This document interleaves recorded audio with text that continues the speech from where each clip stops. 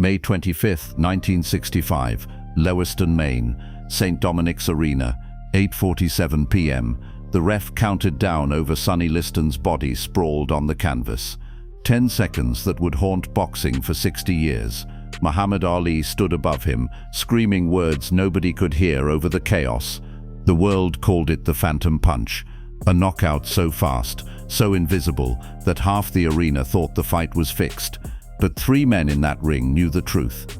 And what really happened in those 2 minutes would remain buried until witnesses started talking decades later. The punch everyone missed, the conspiracy nobody could prove, the night boxing died and was reborn in the same breath. If you want to discover the untold stories of Muhammad Ali, the hidden moments that shaped the greatest boxer of all time, make sure to subscribe and hit the notification bell, because what you are about to hear changes everything you thought you knew about that night in Maine. 15 months earlier, February 1964, Miami Beach, a 22-year-old loudmouth named Cassius Clay had done the impossible. He had beaten Sonny Liston, the most feared heavyweight champion in boxing history. Liston, the mob-connected ex-convict with fists like sledgehammers, quit on his stool after 6 rounds, claimed a shoulder injury. The world was stunned. Sports Illustrated called it the upset of the century. But in the gritty back rooms of boxing, in the smoke-filled offices where men in expensive suits controlled fighters like puppets, something else was happening. Doubt, suspicion, the kind that follows money. Sonny Liston was not supposed to lose. He had destroyed Floyd Patterson twice, both times in the first round. Patterson, a former champion himself, looked like a child against Liston's power. Before the Miami fight, the odds makers had Liston as a 7-1 favorite. 7-1. Cassius Clay was considered a dancer, a talker, a pretty boy who would get his face rearranged the moment Liston touched him. But Clay did not get touched much. He moved, he jabbed, he frustrated the champion until Liston's corner threw in the towel. The shoulder injury story never quite added up. Liston's doctor said it was legitimate, others said it was an excuse, and the rumors started immediately. The mob wanted Clay to win. The Nation of Islam had paid Liston to take a dive. The whole thing was theater. The Boxing Commission demanded a rematch. Liston wanted his title back. Clay, who had just changed his name to Muhammad Ali after joining the Nation of Islam, wanted to prove the first fight was no fluke. But scheduling the rematch became a nightmare.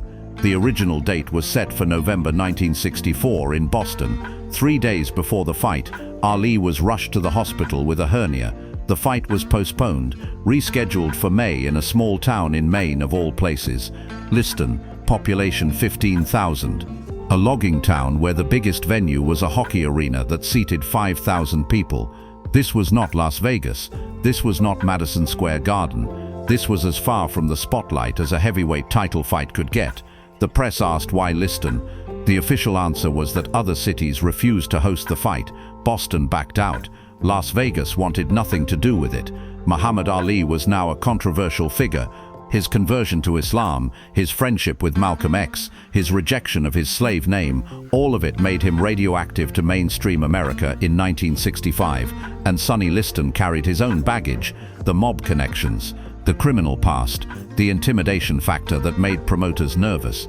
So they ended up in Liston, Maine, a place so small that the fighters had trouble finding proper sparring partners, a place where the local reporters had never covered a championship fight before, and a place where something very strange was about to happen. The atmosphere in Lewiston was poisonous. Muhammad Ali arrived in town with his entourage from the Nation of Islam. Sonny Liston came with his handlers, men whose reputations were built on violence and fear. The two camps did not speak. They barely looked at each other. The weigh-in, normally a spectacle of trash talk and posturing, was subdued. Ali tried to provoke Liston, calling him a big ugly bear, but Liston just stared, that dead-eyed stare that had broken other fighters before the first punch was thrown. Some reporters noticed Liston looked different, thinner, older, at 33, which might have been older if his birth date was as questionable as some claimed. Liston was not the same destroyer who had terrorized the division 2 years earlier, but the real tension was not between the fighters, it was in the air. Rumors swirled that the Nation of Islam had received death threats. that Malcolm X, who had recently been assassinated, had warned Ali about a conspiracy, that the FBI was investigating the fight for mob involvement. Liston police assigned extra security. The arena had more cops than reporters, and the night before the fight, something happened that nobody reported until years later. A man approached Liston's hotel room. Witnesses in the hallway saw him knock on the door. Liston answered. They talked for less than 3 minutes. The man left. Liston closed the door. Who was the man? What did they discuss? Liston never said, but his trainer Willie Reddish later told a journalist that Liston was nervous the next day. Not about Ali, about something else. Fight night arrived. St. Dominic's Arena filled slowly. The small venue meant limited ticket sales. Only about 2,500 people showed up. It looked half empty on camera. The seats cost between $20 and $100, expensive for Wheaty Mighty 65, but this was a heavyweight title fight. The energy felt wrong. Normally, a crowd this size would be roaring. Instead, there was an eerie quiet. People whispered, cameras clicked, the ring announcer's voice echoed off the walls. Muhammad Ali entered first, bouncing on his toes, shadowboxing, talking to himself. He wore white trunks with a red stripe. His corner included Angelo Dundee, his legendary trainer, and Bundini Brown, his motivator. Sonny Liston entered next. He wore white trunks too. No robe, no fanfare. He climbed through the ropes and stared across the ring at Ali. That stare, for a moment, it looked like the old Sonny Liston, the killer, the wrecking machine. The referee was Jersey Joe Walcott, a former heavyweight champion himself, experienced, respected. He called both fighters to the center for instructions. Ali kept moving, dancing even during the referee's speech. Liston stood still. The bell rang. Round 1. The fight that would last less than 2 minutes was about to change boxing history forever. Ali came out fast. He circled to his left, away from Liston's devastating left hook. He threw a jab, another. Liston stalked forward, cutting off the ring. For 30 seconds, it looked like a normal fight. Ali moved. Liston pursued. Then, at the 40-second mark, Ali saw an opening. Liston lunged forward with a jab that missed. He was off balance, leaning. Ali pivoted on his right foot and threw a short right hand, a chopping right that came down at an angle. It landed on Liston's jaw. Not flush, not with the kind of thunder you expect from a knockout punch, but it landed. Sonny Liston's legs buckled. His knees hit the canvas. He rolled onto his back. The crowd gasped. Some people laughed, thinking it was a joke. Jersey Joe Walcott started counting, but there was confusion. He did not push Ali to a neutral corner immediately. Ali stood over Liston, yelling at him, "Get up and fight, sucker. This is what you wanted." The photo of that moment, Ali standing over the fallen Liston, arm cocked, mouth open in a shout, became one of the most iconic images in sports history. But in real time, nobody knew what was happening. Was Liston hurt? Was he quitting? Was this real? Walcott finally pushed Ali away. Liston rolled onto his side. He started to get up. 12 seconds had passed since he hit the canvas. Walcott did not complete the 10 count. He let Liston stand. Liston nodded that he was okay. The fight continued. For a moment, Ali moved in and threw another flurry of punches. Liston covered up, backing into the ropes. Then chaos. The timekeeper at ringside was pounding the canvas, screaming that the count had reached 20. 20 seconds. Liston should have been counted out. Walcott looked confused. He stopped the fight. He grabbed Ali's arm and raised it. The fight was over. Muhammad Ali had won. Time of stoppage, 1 minute into the first round. The arena erupted in boos. People threw programs. Trash rained down near the ring. Sports writers jumped from their seats, yelling questions. What just happened? Did Liston take a dive? Was the punch even real? In the broadcast booth, the announcers were lost. They replayed the knockout in slow motion, and even in slow motion, the punch looked weak. A glancing blow, a nothing shot. Yet Sonny Liston, the baddest man on the planet, the fighter who had destroyed every opponent, was on the canvas, and now the fight was over. The controversy started before Ali left the ring. Reporter after reporter mobbed Liston's corner. "Did you take a dive, Sonny? Were you paid off?" Liston said nothing. His face was blank. No emotion, no anger, nothing. In Ali's corner, pandemonium. Bundini Brown was screaming. Angelo Dundee was smiling, but looked confused. Ali himself was shouting at the press. "I told you I was the greatest. I told you he was a bum," but even Ali seemed surprised by how fast it ended. In the locker room after the fight, behind closed doors, Ali asked Dundee a question. "Did I really knock him out?" Dundee nodded. "You caught him perfect, Cassius." But the doubt was there, even in the champion's mind. Sonny Liston's locker room was silent. His trainer tried to explain. He got caught. It was a good punch, but Liston said something strange. He told one reporter, who did not publish it until years later, that he saw the punch coming but could not move, like his body would not respond, like he was stuck. Was it fear? Was it age? Or was it something else? The theories exploded overnight. The mob fixed the fight. The Nation of Islam threatened Liston's family. Ali's punch had some kind of secret technique. The Agdut was perfect, hitting a nerve cluster that shut Liston down.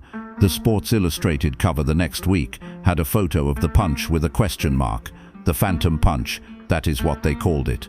A punch so fast, so invisible to the naked eye, that it seemed impossible. Boxing commissions launched investigations. They found nothing concrete, no evidence of a fix, no proof of foul play, but the suspicion lingered, and it poisoned the rematch.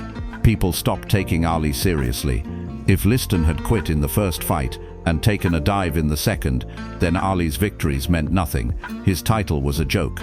The press turned on him, the public turned on him, and Ali, who thrived on attention and respect, found himself defending a legacy built on doubt. He would spend the next 3 years fighting that narrative, beating every contender put in front of him: Ernie Terrell, Cleveland Williams, Zora Foley, proving over and over that he was legitimate, that the Liston fights were real, that he was the greatest, not because of luck or conspiracy, but because of skill.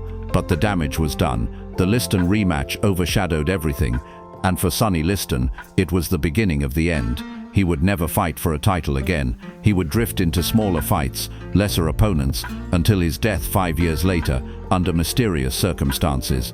Found dead in his Las Vegas home in December 1970, ruled a heroin overdose, even though people close to Liston said he never used needles, even though his wife said he was terrified of drugs, even though the timeline of his death did not match the coroner's report. Sonny Liston's life ended in mystery, just like his final fight with Ali. Decades passed. Witnesses started talking. In 1995, a boxing historian named Nigel Collins interviewed several people who were at ringside that night in Lewiston. One of them was a cutman who worked Liston's corner in other fights. He said Liston told him, months after the Ali fight, that he went down because he was scared, not of Ali's punching power, scared of what would happen if he won. The Nation of Islam had people in the arena. Liston believed, rightly or wrongly, that if he beat Ali, he would not leave Maine alive. Malcolm X had been killed 3 months earlier. The climate was violent, paranoia was real, and Liston, a man who feared very little in the ring, was terrified of what existed outside it. Another witness, a reporter named Robert Lipsight, wrote in 2015 that he spoke to Ali about the fight years later. Ali admitted the punch was not his hardest, but he said it was perfectly timed. Liston was lunging, off balance. The punch came at the exact moment when Liston's weight was shifting forward. The impact snapped his head back and scrambled his equilibrium. Not a knockout from power, a knockout from precision, from timing. Angelo Dundee confirmed this in interviews before his death. He called it the anchor punch, a technique Ali had been working on. Short, compact, delivered at the perfect angle. Dundee said it was the best punch Ali ever threw, even if it did not look like much. But the conspiracy theories never died. In 2020, a former FBI agent named James Turner published documents showing that the FBI had indeed been monitoring the fight. They suspected mob involvement. They had wiretaps on several known associates of organized crime figures who had bet heavily on the fight. The betting line had shifted dramatically in the days before the match. Money poured in on Ali to win by early knockout. Someone knew something, or someone made something happen. The FBI could never prove it. The investigation was closed without charges, But the paper trail showed that the suspicions were not baseless. Something smelled wrong about Lewiston, and then there is the medical evidence. In 2008, a sports physician named Dr. Charles Anderson analyzed the fight footage using modern biomechanics. He concluded that Ali's punch, while not powerful in terms of force, struck Lewiston at a vulnerable point. The angle caused a rapid deceleration of Lewiston's brain inside his skull, essentially a concussion. Liston's ability to recover was compromised by age, by the wear and tear of a brutal career, and possibly by substance use. Anderson's report suggested that Liston might have been physically unable to continue, regardless of any outside pressure. The phantom punch was real. It just did not look real, because knockouts in heavyweight boxing usually come from bombs, not surgical strikes. Muhammad Ali fought for another 16 years after Lewiston. He beat Joe Frazier twice, lost once. He dethroned George Foreman in Zaire. He became a global icon, a symbol of resistance, courage and excellence. But the Lewiston fights, especially the rematch, remained a footnote people questioned. Even Ali seemed uncomfortable talking about it. In his autobiography, he dedicated only a few paragraphs to the second Lewiston fight. He said he won. He said the punch was real. He moved on, but privately, friends said Ali wished the fight had lasted longer, that it had been more definitive, that there was no room for doubt.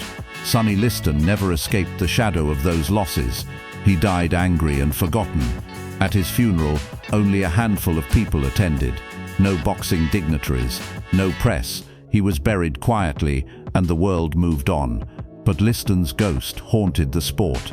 Every time a fighter quit unexpectedly, people whispered about Liston. Every time a knockout looked suspicious, the phantom punch was mentioned. Liston became a cautionary tale, a man whose physical dominance could not overcome the corruption and fear that surrounded boxing in the 1960s. The punch itself was studied, debated, dissected. Film experts enhanced the footage. Biomechanics specialists analyzed the angles. Historians interviewed everyone who was there. And the conclusion, after 60 years of scrutiny, is complicated. The punch was real. It landed. It had an effect. But Liston's fall was influenced by factors beyond the physical: fear, pressure, age, possibly coercion. The truth is layered. It is not a simple story of a knockout or a dive. It is a story of a moment where all the ugliness of boxing, all the corruption and danger and paranoia collided in a small arena in Maine. Today, the photo of Ali standing over Liston is everywhere, on posters, on t-shirts, in museums.